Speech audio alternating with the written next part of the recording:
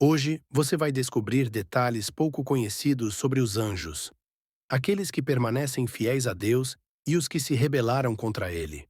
Tudo o que será apresentado aqui está fundamentado nas Escrituras, mas de forma que talvez você nunca tenha escutado antes. Quem são esses seres celestiais? Como eles se organizam? Qual é a aparência deles? Onde habitam? E qual é a diferença entre os que servem ao Criador e os que se aliaram ao maligno? A palavra anjo, tanto no hebraico quanto no grego, significa mensageiro. Essa função não é apenas simbólica, ela define o papel central desses seres na realização dos planos divinos. Porém, nem todos permaneceram leais. Enquanto alguns anjos continuam obedecendo e executando as ordens de Deus, outros escolheram um caminho oposto. Rejeitaram a missão original e se tornaram opositores ativos da verdade, aliados daquele que a Bíblia chama de o Deus deste mundo. Além do termo anjo, outros nomes também aparecem nas Escrituras: serafins, querubins e espíritos ministradores. Essas designações não são títulos aleatórios, mas indicam funções específicas. Muitos desses seres são mencionados como parte da hoste celestial, expressão com tom militar, sugerindo ordem, estratégia e, acima de tudo, uma guerra espiritual em andamento. Esses anjos fiéis são chamados santos, não por mérito próprio, mas porque foram formados por um Deus puro e separados para seu serviço. São descritos também como filhos de Deus, pois foram criados diretamente por Ele, mesmo não sendo moldados à imagem humana do Criador. No livro de Gênesis, uma expressão causa discussões até hoje. Os filhos de Deus tomaram esposas das filhas dos homens. Há quem interprete isso como a união de descendentes piedosos de Sete com mulheres da linhagem de Caim. Outros estudiosos acreditam que se trata de anjos rebeldes, atraídos por mulheres humanas, dando origem a uma geração corrompida, tão depravada que acelerou o juízo dos dias de Noé. Pedro e Judas reforçam essa visão ao mencionarem anjos que pecaram, abandonando seus limites originais e sendo aprisionados em escuridão até o dia do juízo. E ainda há uma figura misteriosa, o anjo do Senhor. Em muitos textos do Antigo Testamento, suas palavras e ações vão além do que se esperaria de um ser criado. Há fortes indícios de que esse anjo seja, na verdade, uma manifestação direta do próprio Deus, uma aparição do Verbo eterno antes de encarnar. O desaparecimento das referências ao anjo do Senhor após o nascimento de Cristo sugere que muitas dessas aparições no Antigo Testamento podem apontar para manifestações do próprio Filho antes da encarnação. Essa interpretação fortalece a ideia de que esses mensageiros celestiais não são espíritos de humanos glorificados, mas criaturas formadas por Deus. No Salmo 148, todos os seres que habitam os céus, incluindo os anjos, são chamados a louvar ao Criador. Ali fica claro que os anjos são obra direta das mãos divinas. Embora o texto não revele o exato momento em que surgiram, o livro de Jó mostra que eles já estavam presentes quando o mundo foi moldado. Isso indica que sua existência antecede a criação descrita em Gênesis.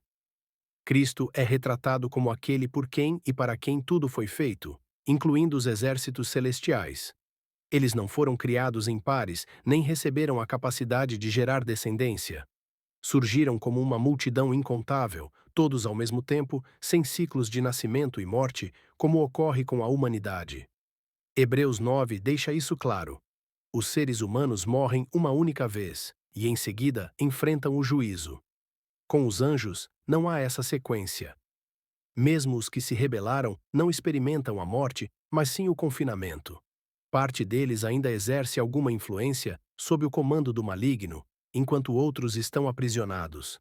Há os que foram detidos temporariamente, aguardando o dia da sentença, e há aqueles que já estão definitivamente confinados no que a tradição grega chamou de Tártaro, um lugar mais profundo do que o próprio Hades.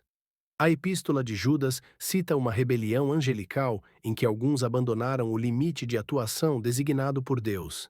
Eles deixaram sua morada original e, por isso, foram colocados em trevas eternas. Essa ideia ecoa em antigos escritos judeus, como o livro de Enoque, e também aparece nos registros dos primeiros cristãos, como nos escritos de Justino Mártir. Esses anjos caídos possuíam autoridade específica, mas ao violarem essa posição, foram punidos. Muitos estudiosos interpretam que isso se refere à narrativa de Gênesis 6, onde anjos desceram à terra e se relacionaram com mulheres. Tal atitude foi considerada uma transgressão grave. Desde então, alguns foram retidos, enquanto outros permanecem ativos, agora identificados como demônios. Ainda que por vezes tenham assumido forma humana, como relatado no encontro de Abraão com 3 visitantes celestiais, as Escrituras deixam claro que sua essência é espiritual. Eles não possuem corpos físicos como os nossos, nem se envolvem em relações matrimoniais ou têm descendência. Jesus mesmo afirmou que, na ressurreição, os justos não se casarão, mas serão como os anjos do céu. Esses seres, portanto, não enfrentam morte, não procriam, nem vivem de forma semelhante à dos humanos. Ainda que estejam acima de nós em força e conhecimento neste momento, seu entendimento é limitado. Não sabem todas as coisas, nem podem tudo. Mesmo sendo superiores em muitos aspectos, eles não compartilham de algo que foi reservado à humanidade: ser feita à imagem e semelhança do Criador. Por isso, o destino final dos redimidos em Cristo os coloca acima até mesmo desses poderosos mensageiros. O apóstolo Paulo afirma que os salvos julgarão os anjos, mostrando a posição elevada que Deus preparou para os que foram alcançados pela graça. Embora sejam espíritos, os anjos não são onipresentes nem oniscientes. Estão limitados por sua natureza e, normalmente, permanecem ocultos ao olhar humano. Só se tornam visíveis quando Deus permite, como no caso de Balaão, que só viu o anjo quando o Senhor abriu seus olhos, ou do servo de Eliseu, que só enxergou o exército celestial após a oração do profeta. Sempre que se manifestaram, apareceram com forma humana masculina. Suas roupas às vezes irradiavam brilho, refletindo algo da glória divina. Mas nunca surgiram como fantasmas ou figuras aladas, e muito menos com aparência de animais. As visões descritas por Isaías ou Ezequiel, com seres de formas híbridas, não indicam aparições literais, mas revelações celestiais especiais. Outro detalhe notável: os anjos sempre parecem jovens, talvez porque não envelhecem nem morrem. Ainda assim, são seres criados e não devem ser adorados. João, por exemplo, chegou a se curvar diante de um anjo 2 vezes, mas foi repreendido. Adore somente a Deus, ouviu ele. Apesar de impressionantes, os anjos são apenas servos. Por isso, nossa confiança não deve estar neles, mas em quem os comanda. Quando Paulo foi confortado por um anjo em meio a uma tempestade, sua fé permaneceu firmada em Deus, não no mensageiro. Como destacou o teólogo Schaffer, talvez Deus os tenha tornado invisíveis para nos proteger da idolatria. Afinal, a humanidade sempre teve inclinação a cultuar aquilo que vê. E isso já era um problema nos tempos de Paulo, que alertou os colossenses contra líderes que promoviam falsas visões e práticas de adoração a anjos. Essas ideias não vinham de Deus, mas buscavam roubar de Cristo o lugar que só ele deve ocupar. Por isso, a carta aos Hebreus faz questão de exaltar a superioridade do Filho sobre qualquer ser angelical. Afinal, mesmo com inteligência, emoções e vontade própria, os anjos, bons ou maus, continuam sendo criaturas. Eles não substituem nem se comparam ao Salvador. Apesar de não serem oniscientes como Deus, os anjos demonstram um nível de compreensão que ultrapassa a capacidade humana. Essa distinção fica evidente em episódios onde participam de reuniões celestiais, recebem incumbências divinas e auxiliam profetas na interpretação de visões, como ocorreu com Daniel e Zacarias.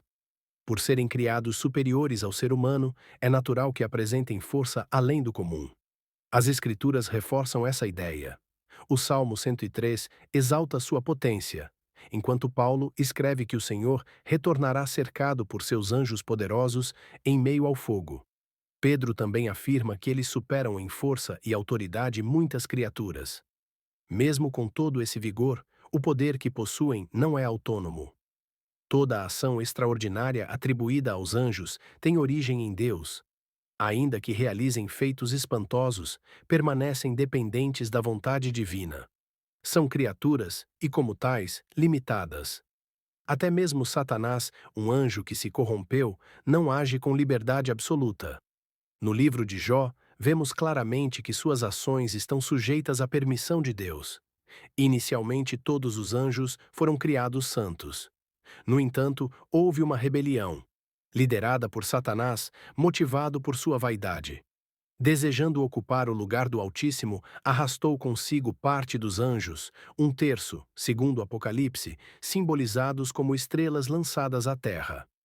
Textos como Isaías e Ezequiel, embora falem de reis terrenos, fazem referência figurativa a essa queda.